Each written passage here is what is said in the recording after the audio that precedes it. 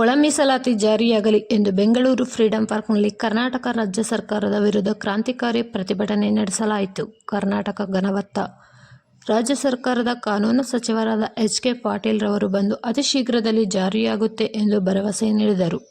Madiga ದಂಡದವರ ರಾಜ್ಯಾಧ್ಯಕ್ಷರಾದ ಶಂಕರಪ್ಪನವರು, Pavagada Sriramu, Narasappa, high court ವಕೀಲರಾದ ಅರುಣ್ ಕುಮಾರ್ ರವರು, ಮೈಸೂರು ಮಾಜಿ ಎಂ.ಎಲ್.ಎಗಳು, ಮಾಜಿ ಸಚಿವರು, ಹಾಲಿ ಸದಸ್ಯರು, ದಲಿತ ಪರ ಒಕ್ಕೂಟ ಸರ್ವ ಸದಸ್ಯರುಗಳು ಈ ಸಭೆಯಲ್ಲಿ ಭಾಗಿಯಾಗಿದ್ದರು. ವರದಿ ಹನುಮಂತರಾಯ ಪಡಿ, ತೋವಿನಕೆರೆ. ಮೀಸಲಾತಿ ವಿಚಾರದಲ್ಲಿ ಮಾತ್ರ ಸಿದ್ದರಾಮಯ್ಯನವರು ಏನು ಸಾಮಾಜಿಕ ನ್ಯಾಯಪರ ನಾನು ಇದ್ದೀನಿ ಅನ್ನೋದು ಎಲ್ಲೋ ಒಂದು ಕಡೆ ಎಲ್ಲ ಮಾದಿಗ ಸಮಾಜಕ್ಕೆ ಅರ್ಥ ಆಗಿದೆ. ಅದು ಲೋಕಿವಾದ. ನಮಗೆ ಈ ಕ್ಷಣದ ತನಕ ಯಾಕೆಂತಂದ್ರೆ ನಾನು ಕ್ರಾಲಜಿಕಲ್ ಆಗಿ ಇವೆಂಟ್ ಹೇಳ್ಕೊಂಡು ಹೋಗ್ತಾ ಇದ್ರೆ ನಿಮಗೆ ಆಗಸ್ಟ್ 1, 2024 ಏನು ಸುಪ್ರೀಂ ಕೋರ್ಟ್ ಜಡ್ಜ್ಮೆಂಟ್ ಬಂತು ಆಗಿಂದಲೂ ಹೇಳ್ಕೊಂಡು ಬರಬೇಕಾಗಿದೆ. ಸುಪ್ರೀಂ ಕೋರ್ಟ್ ಹೇಳಿದ್ದು ಒಂದೇ ಒಂದು ಮಾತು ಹೇಳ್ತು, ಯಾವ ರಾಜ್ಯದಲ್ಲಿ ಎಂಪರಿಕಲ್ ಡಾಟಾ ಇದೆ ಅಲ್ಲಿ ಜಾರಿ ಮಾಡ್ಬೋದು ಅಂತ. ಇವರ ವಿಚಾರ ತಗೊಳ್ಳೋದಕ್ಕೆ 3-4 ತಿಂಗಳು ಮಾಡಿದ್ದಾರೆ. 28/10/2024 ತನಕ ನಡೆದಿದ್ದಾರೆ. ಅಲ್ಲೂ ಕೂಡ 15 ದಿನ ತಗೊಂಡ್ರೆ ಗೌರ್ಮೆಂಟ್ ಆರ್ಡರ್ ಮಾಡೋಕ್ಕೆ. ಗೌರ್ಮೆಂಟ್ ಆರ್ಡರ್ ಆದಮೇಲೆ 1 ಮ್ಯಾನ್ ಕಮಿಷನ್ ಮಾಡ್ತಾರೆ. ಆ 1 ಮ್ಯಾನ್ ಕಮಿಷನ್ ಕೂಡ ಅಧಿಕಾರ ತಗೊಂಡ ನಂತರ ಸಮಯ ಸ್ಟಾರ್ಟ್ ಆಗುತ್ತೆ ಅಂತಾರೆ. ಅಲ್ಲೂ ಕೂಡ 2 ತಿಂಗಳು ಜಾರಿ ಆಗಿದೆ. ಇವತ್ತು 1 ಮ್ಯಾನ್ ಕಮಿಷನ್ ಸತ್ತೋಗಿರೋ ಕಮಿಷನ್, ಅದಕ್ಕೆ ಜೀವನ ಇಲ್ಲ. ಕಮಿಷನ್ ಆಫ್ ಎನ್ಕ್ವೈರೀಸ್ ಆಕ್ಟ್ 1952 ನಡಿನಲ್ಲಿ 2 ತಿಂಗಳು ಅಂತ ಹೇಳಿದ್ರು. 2 ತಿಂಗಳು ಆಗ್ಲೇನೆ ಫೆಬ್ರವರಿ 3ಕ್ಕೆ ಮುಗಿದೋಗಿದೆ. ಎಚ್.ಸಿ. ಮಾದೇವಪ್ಪನವರು ಒಬ್ಬರು ಸದಸ್ಯರು ಕೇಳಿದಂತ ಒಂದು ಉತ್ತರಕ್ಕೆ ಸದನದಲ್ಲಿ ಉತ್ತರ ಕೊಟ್ಟಿದ್ದಾರೆ. 3/12/2024 ಒಂದು 1 ಮ್ಯಾನ್ ಕಮಿಷನ್ ಚಾಲ್ತಿಗೆ ಬಂತು. 2 ತಿಂಗಳಲ್ಲಿ ವರದಿ ಕೊಡ್ತೀವಿ ಅಂತ. 2 ತಿಂಗಳಲ್ಲಿ ವರದಿ ಕೊಟ್ಟಿಲ್ಲ. 1 ಮ್ಯಾನ್ ಕಮಿಷನ್ ಸತ್ತಿದೆ. ಸರ್ಕಾರ ಅದ್ರ ಬಗ್ಗೆ ಪ್ರತಿಕ್ರಿಯೆ ಮಾಡಿಲ್ಲ. ಮೊನ್ನೆ ಇದೇ ಸಮಾಜದ ಮಂತ್ರಿಗಳು 3 ತಿಂಗಳು ಅಂತ ಹೇಳ್ತಾ ಇದ್ದಾರೆ. ಎಲ್ಲ ಇವಾಗ ನಾವೇನು ನಿಮ್ಮ ಮುಂದೆ ಮಾತಾಡ್ತೀವಿ, ಇದು ಮಾತಾಡಿದ ತಕ್ಷಣ ಒಂದು ರೆಕಾರ್ಡ್ ಸೋಷಿಯಲ್ ಮೀಡಿಯಲ್ಲಿ ಹೊರಗಡೆ ಬರ್ತದೆ. ಈ ತರ ಕಳ್ಳಾಟ ಆಡ್ತಾ ಇದ್ದಾರೆ. ಇವ್ರು ಮಾಡೋದು 22ಕ್ಕೂ ಕೂಡ ನಮ್ಗೆ ನಂಬಿಕೆ ಇಲ್ಲ. ಯಾವಾಗ ಆದೇಶ ಹೊರಡಿಸ್ತಿರೋ ಹೊರಗಡೆ ಆಗ್ಲೇ ಹೊರಡಿಸ್ದಂಗೆ ಅದ ಅರ್ಥ. ಅಲ್ಲಿ ತನಕನೂ ಈ ಮುಕ್ತ ಮಾದಿಗ ಸಮಾಜನ ದಿಕ್ ತಪ್ಪಿಸ್ಕೊಂಡು ಬಂದಿದ್ದೀರಾ. ಇನ್ನು ಮುಂದೆ ಹಂಗಾಗಿ ಬಿಡಲ್ಲ.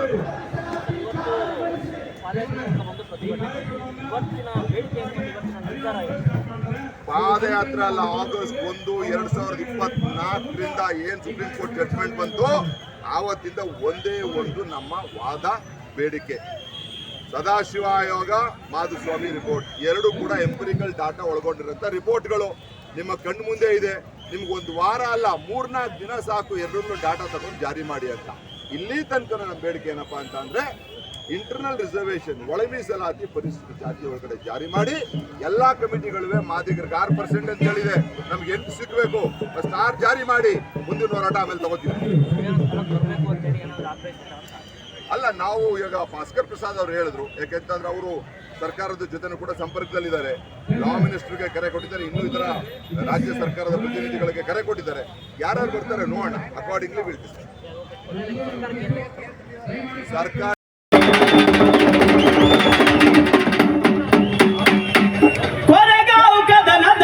ಅಮರರಾದ ಶೂರರೇ, ಇದೋ ನಿಮಗೆ ನಮ್ಮ ಈ ಸಲಾಮುಗಳು. ಹಗಲಿರುಳು ಇರಲಿ ನಮಗೆ ನಿಮ್ಮ ನೆರಳು. ಇದೋ ನಿಮಗೆ ನಮ್ಮ ಈ ಸಲಾಮುಗಳು. ಹಗಲಿರುಳು ಇರಲಿ ನಮಗೆ ನಿಮ್ಮ ನೆರಳು. ಜಯ ಜಯ ಹೇ ಸ್ವಾಭಿಮಾನಿಗಳೇ, ಸಲಾಂ ಸಮರ ಸಿಂಹಗಳೇ. ಜಯ ಜಯ ಹೇ ಸ್ವಾಭಿಮಾನಿಗಳೇ, ಸಲಾಂ ಸಮರ ಸಿಂಹಗಳೇ. ಇತಿಹಾಸಕ್ಕೆ ಹೊಸ ತಿಲಕವ ತಿದ್ದಿದವೋ ವೀರರೇ, ಕದನದಲ್ಲಿ ಅಮರರಾದ ಶೂರರೇ. ಇತಿಹಾಸಕ್ಕೆ ತಿದ್ದಿದವೋ ವೀರರೇ, ಅಮರರಾದ ಶೂರರೇ. ಇದೋ ನಿಮಗೆ ನಮ್ಮ ಈ ಸಲಾಮುಗಳು. ಹಗಲಿರುಳು ಇರಲಿ ನಮಗೆ ನಿಮ್ಮ ನೆರಳು. ಇದೋ ನಿಮಗೆ ನಮ್ಮ ಈ ಸಲಾಮುಗಳು. ಹಗಲಿರುಳು ಇರಲಿ ನಮಗೆ ನಿಮ್ಮ ನೆರಳು. ಜಯ ಜಯ ಹೇ ಸ್ವಾಭಿಮಾನಿಗಳೇ, ಸಲಾಂ ಸಮರ ಸಿಂಹಗಳೇ. ಜಯ ಜಯ ಹೇ ಸ್ವಾಭಿಮಾನಿ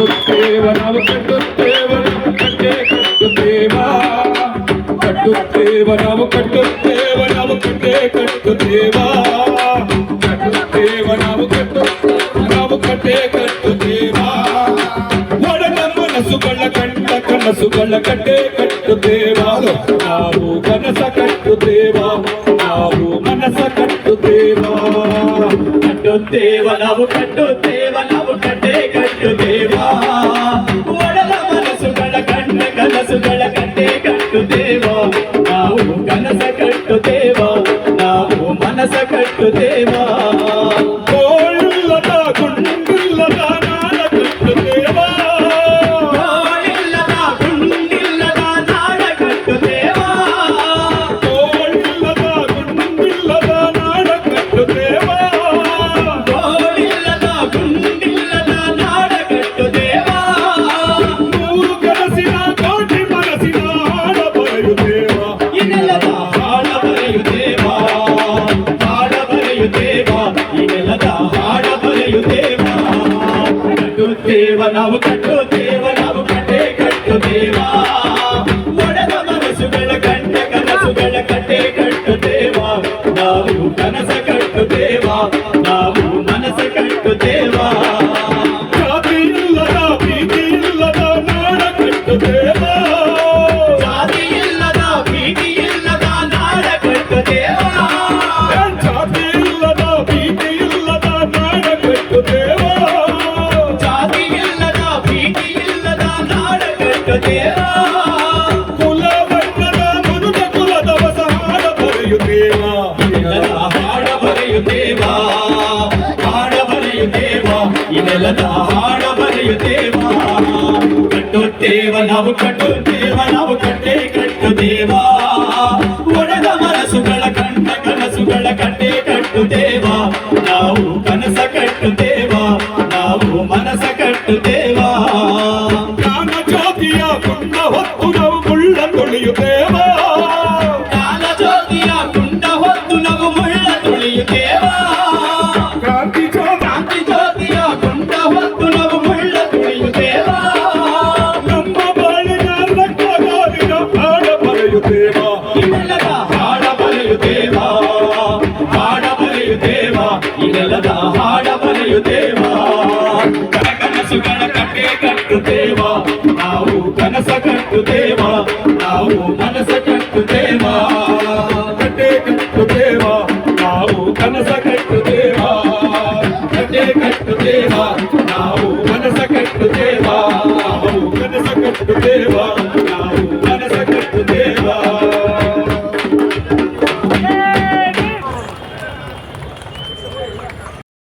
ಈ ಸರ್ಕಾರಕ್ಕೆ ಒಂದು ಸವಾಲ ಜಾರಿಗೊಳಿಸದೆ ಬ್ಯಾಕ್ಲಾಗ್ಗಳನ್ನ ತುಂಬೋದಿಲ್ಲ, ಹೊಸ ನೇಮಕಾತಿಗಳನ್ನ ಮಾಡೋದಿಲ್ಲ ಅಂತ ಹೇಳಿದಿರಿ. ಅದರಂತೆ ನೀವು ನಡ್ಕೋಬೇಕು. ಅದನ್ನ ಮೀರಿ ಈ ಸಮುದಾಯದ ವಿದ್ಯಾರ್ಥಿಗಳು ಮತ್ತು ನೌಕರರಿಗೆ ಅವ್ರ ತಲೆ ಮೇಲೆ ಚಪ್ಪಡಿ ಕಲ್ಲಾಕುವಂತಹ ಕ್ರಿಮಿನಲ್ ಕೆಲಸಕ್ಕೆ ಏನಾದರೂ ಕೈ ಇಟ್ರೆ ನಾನು ಇದೇ ಹಾರ್ಷಾದ ಪದಗಳನ್ನ ಉಪಯೋಗಿಸಿದ್ದೆ. ನೀವು ನಿಮ್ಮ ಅಪ್ಪನ ಮಕ್ಕಳಾಗಿದ್ರೆ ರಸ್ತೆಗೆ ಓಡಾಡ್ಬಿಡಿ, ನಾನು ನೋಡ್ತೀನಿ ಎಂದಿದ್ದೆ. ಆ ಮಾತಿಗೆ ನಾನು ಈಗಲೂ ಬದ್ಧ. ನಾನು ಆಡಿದ ಮಾತಿಗೇನು ಕ್ಷಮೆ ಕೇಳುವಂಥದ್ದಲ್ಲ, ಈಗಲೂ ಬದ್ಧ. ಆದ್ರೆ ನಮ್ಮ ಹೋರಾಟ ಪ್ರಾರಂಭವಾದ ಕೇವಲ 4-5 ದಿವಸಗಳಲ್ಲಿ ನಾವು ಬ್ಯಾಕ್ಲಾಗ್ ಅನ್ನ ತುಂಬುತ್ತಾ ಇಲ್ಲ ಅನ್ನುವಂತಹ ಒಂದು ಹೇಳಿಕೆಯನ್ನ ಬಿಡುಗಡೆ ಮಾಡಿದ್ರು. ಅದು ಈ ಪಾದಯಾತ್ರೆಗೆ ದಕ್ಕಿದಂತಹ ಮೊದಲನೇ ಗೆಲುವು. ಆದ್ರೆ ಅದನ್ನ ಅಧಿಕೃತಗೊಳಿಸ್ತಿಲ್ಲ, ಸುಮ್ಮನೆ ಬಾಯಿ ಮಾತು. ಕ್ಯಾಬಿನೆಟ್ ಡಿಸಿಷನ್ ಇವ್ರ ಮುಂದೆ ಇರುವಾಗ ಇವರು ಬ್ಯಾಕ್ಲಾಗ್ ಅನ್ನ ತುಂಬೋದಕ್ಕೆ ಪ್ರಯತ್ನ ಪಡೆದ ಕುತಂತ್ರಿಗಳು. ಇವ್ರು ನಾವು ಕೇವಲ ಹೇಳಿಕೆಯಿಂದ ನಾವು ನಂಬಕ್ಕಾಗೋದಿಲ್ಲ. ನೀವು ಇದನ್ನ ಅಧಿಕೃತವಾದಂತಹ ಹೇಳಿಕೆ, ಸರ್ಕಾರಿ ಅಧಿಕೃತವಾದ ಹೇಳಿಕೆಯನ್ನ ಬಿಡುಗಡೆ ಮಾಡಬೇಕು ಅನ್ನುವಂತಹ ಆಗ್ರಹವನ್ನ ನಾವು ಮುಂದುವರಿಸಿಕೊಂಡೇ ಬಂದ್ವಿ.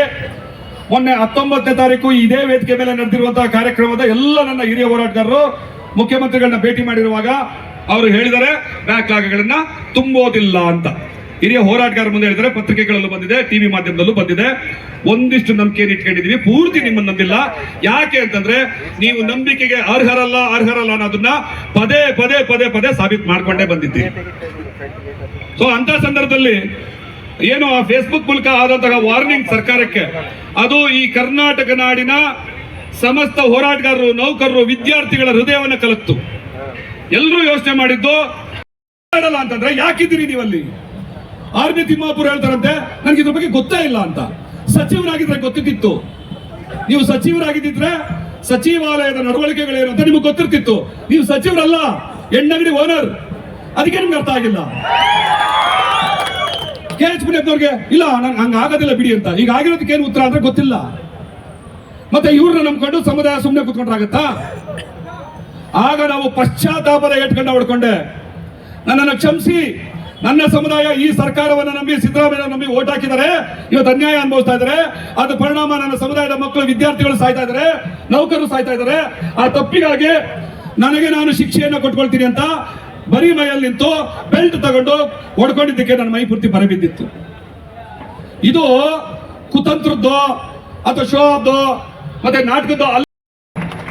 ಬಂಧುಗಳೇ, ಇಂಗ್ಲಿಷಲ್ಲಿ ಒಂದು ಮಾತಿದೆ, ನಮ್ಮ ಲಾಯರ್ಗಳಿಗೆ ಅರ್ಥ ಆಗುತ್ತೆ.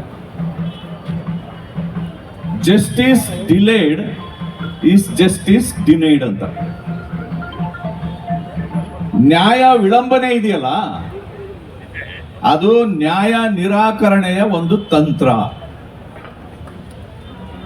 ಆ ಕೆಲಸವನ್ನ 2004ರಿಂದ ಇಲ್ಲಿವರೆಗೆ ಆಳ್ವಿಕೆ ಮಾಡಿರ್ತಕ್ಕಂಥ ಎಲ್ಲ ಪಕ್ಷದ ಸರ್ಕಾರಗಳು ಮಾಡ್ಕೊಂಡು ಬಂದಿವೆ.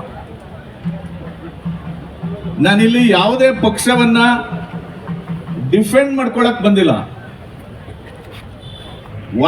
ನೇಮಕ ಆಯ್ತು. ನಿಮಗೆ ಗೊತ್ತಿರಲಿ, 4 ವರ್ಷಗಳ ಕಾಲ ಸದಾಶಿವ ಆಯೋಗಕ್ಕೆ ಒಂದು ಕಚೇರಿ ಇರಲಿಲ್ಲ, ಒಂದು ಸ್ಟಾಫ್ ಇರಲಿಲ್ಲ, ಏನೇನೂ ಇರಲಿಲ್ಲ, ಖಾಲಿ.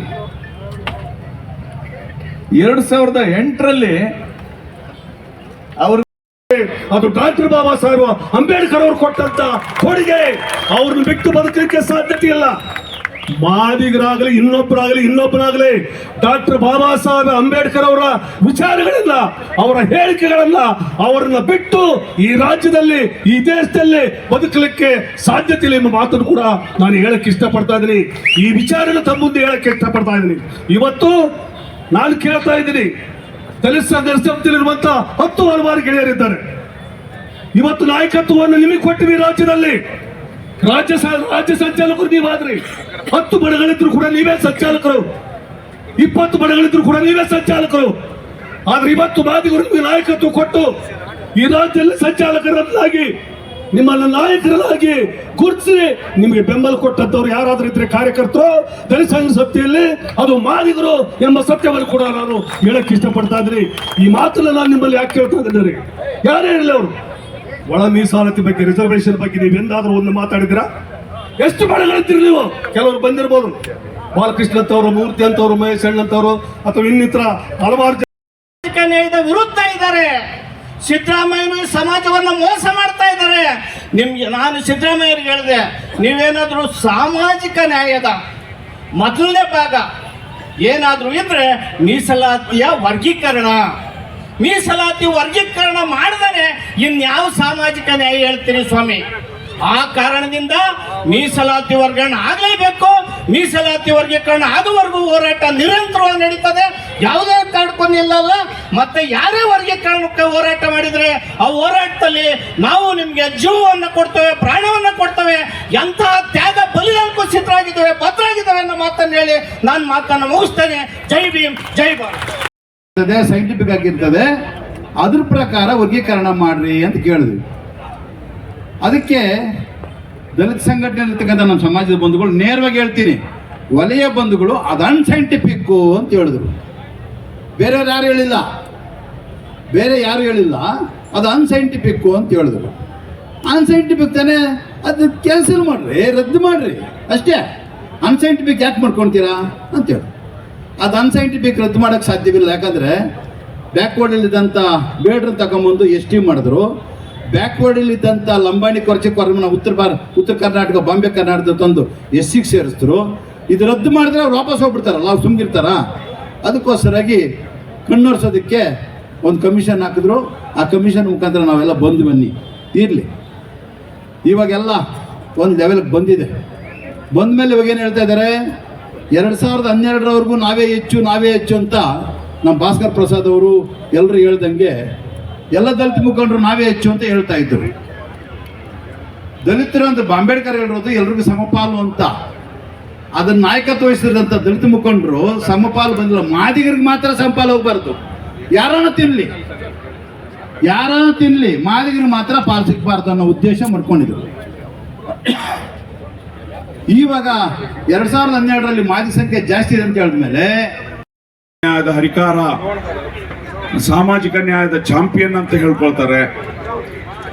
ಆದ್ರೆ ದುರದೃಷ್ಟ ಅಂತ ಹೇಳಿದ್ರೆ 30 ವರ್ಷಗಳಿಂದ ಏನು ಈ ಒಳ ಮೀಸಲಾತಿಗೆ ಹೋರಾಟ ಮಾಡ್ತಾ ಇರುವಂತನ್ನ ಇವ್ರಿಗೆ ಕಣ್ಣು ಕಿವಿ ತೆರೆಸಲಿಲ್ಲ ಅಂತಂದ್ರೆ ಇವರಿಗೆ ಅದು ಏನ್ ಹೇಳ್ಬೇಕು ಅಂತ ಅರ್ಥ ಆಗ್ತಾ ಇಲ್ಲ. ಬಂಧುಗಳೇ, ಸಾಕಷ್ಟು ವಿಚಾರಗಳು ಇಲ್ಲಿ ಮಂಡನೆ ಆಗಿರ್ಬೋದು. ಇಷ್ಟೇ ಏನು ಸುಪ್ರೀಂ ಕೋರ್ಟ್ ಬಹಳ ಸ್ಪಷ್ಟವಾಗಿ ರಾಜ್ಯಕ್ಕೆ ಅಧಿಕಾರ ಕೊಟ್ಟಿದೆ, ನೀವು ಮಾಡಿ ಅಂತ ಹೇಳಿ. ಈಗಾಗಲೇ ತೆಲಂಗಾಣದಲ್ಲಿ ಆ ಪ್ರೋಸೆಸ್ ಅಲ್ಲಿದೆ, ಆಂಧ್ರದಲ್ಲಿ ಪ್ರೋಸೆಸ್ ಅಲ್ಲಿದೆ. ಇಲ್ಲಿ ಒಂದು ಡಿಲೇ ಟ್ಯಾಕ್ಟಿಕ್ಸ್ ಮಾಡ್ತಿದ್ದಾರೆ. ಅದು ಯಾಕೆ, ಅದರ ಹಿನ್ನೆಲೆ ಏನು ಅನ್ನುವಂಥದ್ದು ತಮ್ಗೆಲ್ರಿಗೂ ಕೂಡ ಗೊತ್ತಿರುವಂಥದ್ದು. ಅದೇನ್ ಹೇಳುತ್ತೆ ಅಂತ ಅಂದ್ರೆ, the A.J. Sadashiva Commission of Inquiry was constituted to ascertain the status of the scheduled caste SCs in the state. However, the cabinet subcommittee has recommended as per para 1. Sir, I'm stressing this. However, the cabinet subcommittee has recommended as per para 1, which includes the issues dealt by the A.J. Sadashiva Commission, and the cabinet has approved the cabinet subcommittee recommendations. Adadmele, hence the recommendation of A.J. Sadashiva Commission is no more relevant. Therefore, hereby the A.J. Sadashiva Commission report is closed. ನಿಮಗೆ ಗೊತ್ತಿರಲಿ, ನಮ್ಮ ವಿರೋಧಿಗಳು ಏನ್ ಹೇಳ್ತಾ ಇದ್ದಾರೆ, A.J. Sadashiva Commission report closed ಅಂತ ಹೇಳ್ತಾರೆ. ಇದು close to the extent of percentage. A.J. Sadashiva Commission ನಲ್ಲಿ ಇದ್ದಂಥದ್ದು ಬರೀ 15% ಮಾತ್ರ. ಮಾಧುಸ್ವಾಮಿ ಕಮಿಟಿನಲ್ಲಿ 17%. ಸದಾಶಿವ ಆಯೋಗ commission is closed with respect to the percentage ಮಾತ್ರ. ನಾವು ಸಾಹೇಬ್ರಿದರೆ ಹೇಳಿ, ನಾವು ಅಡ್ವೊಕೇಟ್ ಆಗಿ ಅಲ್ಪ ಸ್ವಲ್ಪ ತಿಳ್ಕೊಂಡಿದೀವಿ. When you take a commission report on the basis of set data of the commission report, when you make a new report, ಆ ಕಮಿಷನ್ ಡಾಟಾ ಹೆಂಗ್ ಸತ್ತೋಗುತ್ತೆ? ಸಾಯಕ್ ಸಾಧ್ಯವೇ ಇಲ್ಲ.